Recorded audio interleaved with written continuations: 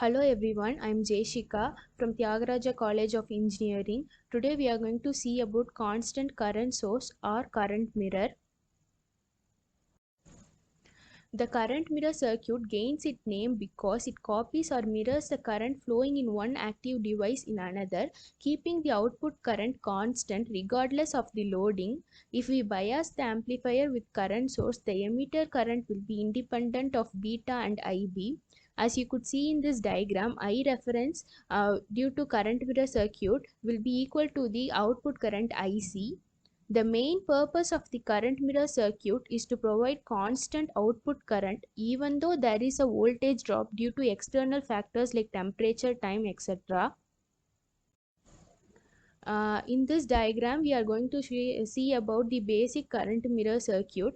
Here there are two transistors Q1 and Q2, and Q1 is known as the diode transistor because IC1 and IB are being shorted, and VBE is the voltage difference between the base and the emitter junction, and I reference is the current flowing through the collector terminal of Q1, and IC2 is the output current. So we can do circuit analysis for this diagram, and if we write the IC current values for both the transistors and equate them, and at last we will be getting the relation between the IC and I reference as IC is equal to I reference into beta by beta plus 2.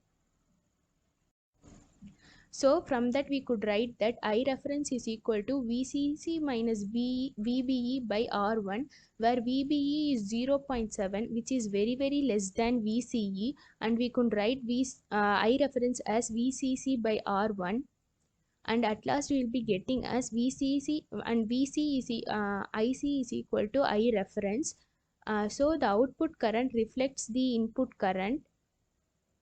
So here we are going to see about the VI characteristics of this current mirror circuit, and this VI characteristics is drawn between the IC2 and VCE2 of the Q2 transistor, and the slope of this VI characteristic is 1 by R0.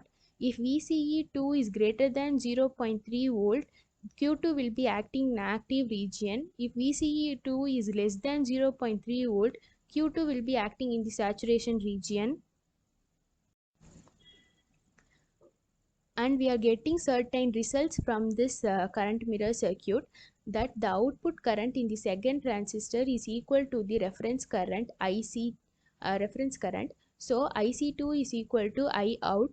As we know the relation between IC and VBE, the saturation current IS is directly proportional to the area of emitter base junction. That is, if the area of Q2 transistor is 5 times the Q1 transistor, that implies that the output current will be 5 times the reference current, and the current mirror circuit this could be generalized for n circuits, and the output current for n circuit is is given by this equation, that IC is equal to I reference by 1 plus n plus 1 by beta, where n is the number of times the circuit has been repeated. So thank you.